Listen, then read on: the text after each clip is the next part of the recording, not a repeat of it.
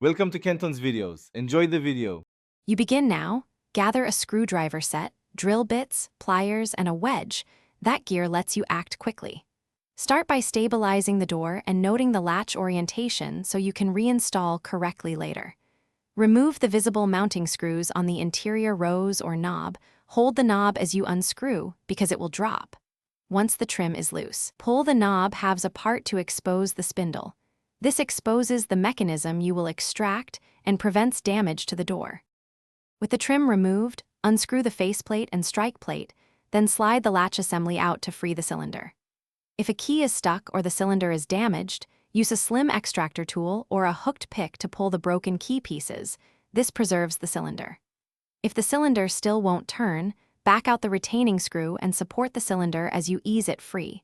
Only resort to drilling the plug when extraction fails, because drilling destroys the core and should be last. Install the new cylinder or lock by aligning the spindle and sliding the core into place. Then reinstall the retaining screw and trim. Test the new key several times to ensure smooth rotation before fully tightening. Lubricate moving parts with graphite or a dry lubricant to prevent gumming.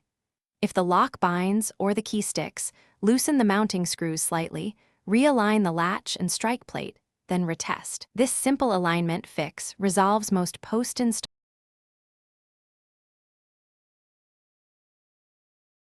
Thanks for watching. Consider subscribing if we helped you.